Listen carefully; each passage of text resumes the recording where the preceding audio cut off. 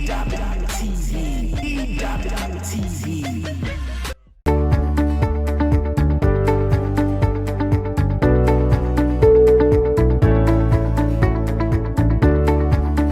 you're welcome again to your favorite family show.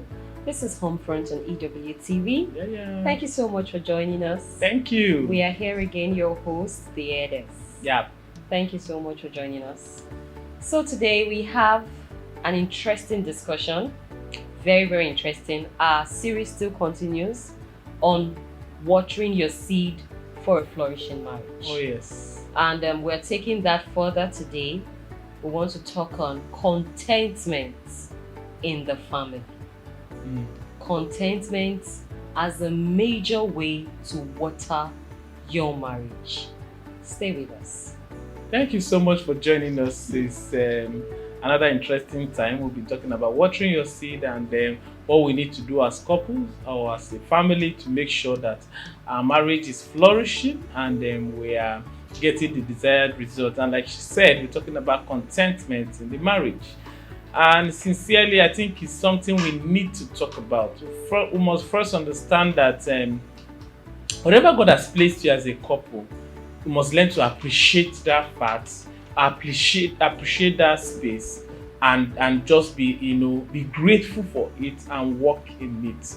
We have seen cases where people want to live beyond their means and have put their marriage in a lot of problem.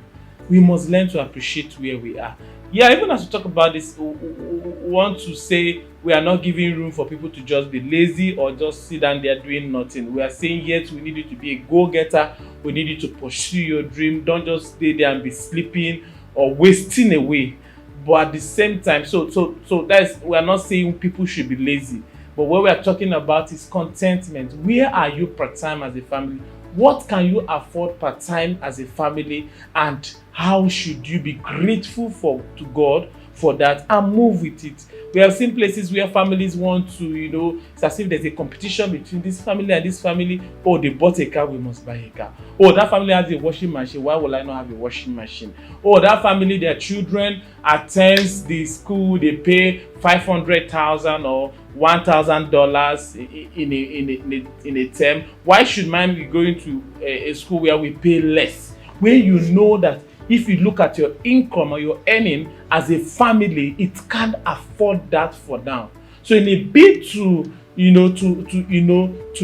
try to enter a particular class or try to really please people or be in a particular cadre, so many families have jeopardized their happiness, because at the end people enter into loan, people put their hand in things that they can't really afford, and they struggle to get into it or come out of it.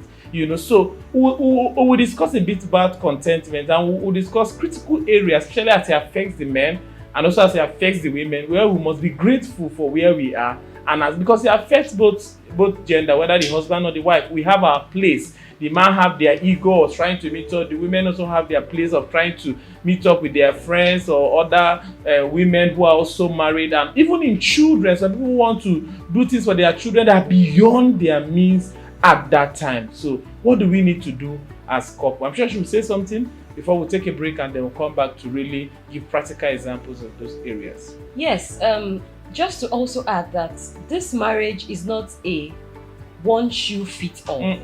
Okay, your marriage is particular and specific to you. Another person's marriage is particular to them. So it will be foolishness to compete with another family. It will be foolishness to go outside the limit of your means because you want to be like another family.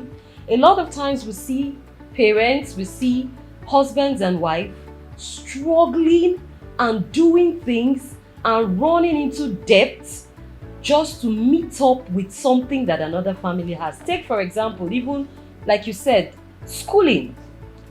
Do what is available to you part-time. Even in the meals that we see some parents giving to their children to school, it is not a competition. It is not a competition. Your child being healthy is not a competition with another family. We must learn as couple to live within our means per time. Yes, that is not to say that there is no room for growth, but for where you are, be grateful and live according to what you have. Contentment is an issue that breaks home. Lack of contentment is an issue that causes divorce many times. So you must learn to understand the capacity of each other, what each other have been able to achieve per time, be grateful for it, and live according to that as you strive for better improvement. So I think we need to go on a short break. When we return, we'll take it further on this discussion. Thank you very much. Please join us again.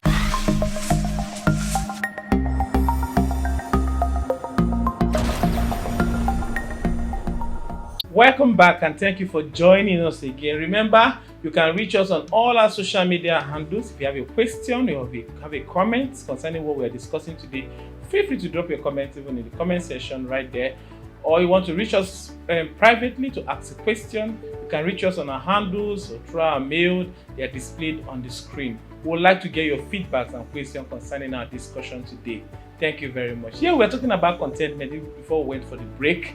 And yes, and I was smiling when she's even talked about the meal children carry to school and how people can be so, engrossed with competition or the fear of what people will say, and they do all manner of things. Some people even guys asking their children what other people bring to school, and they have and sometimes the children even come and say, oh, this person brought chicken, me I brought meat. You must even begin to teach your children contentment at that age. Because when you want to bring them or put them in the mood that if everybody is bringing chicken, you have to bring chicken. That child is growing up with the mentality that he can always, have what he wants in life, and he's not taking anything, even when the thing is not there. When it's not available, the child insists that he or she must have it. So we must begin to even teach our children contentment even from that age. And this thing about contentment is about creativity. There are some things that you may do with, not so much, and it still comes out very, very colorful. Understand? So it's about creativity as a family. How can we be creative in bringing out the best from the little that we have per time? Some people may have very little, and the pot of soup they will cook is as if they put everything inside. You are just happy. We've seen people who are living in millions in affluence, and yet they are not having a happy home. So it's about understanding, and then to accept where you are per time and say, we are grateful for where we are. We are grateful for where we are. You cannot drive, you don't have the money to purchase your car now. Be happy that you're even alive to walk with your leg. So there are a lot of things to be grateful for. I think when we begin to focus as a family, as a couple, what God has done or what we have rather than what we don't have. Because there are some people praying to be even in the position that you are per time. Some people say, I'm not living in some big places. We are here. That doesn't mean you cannot be there tomorrow.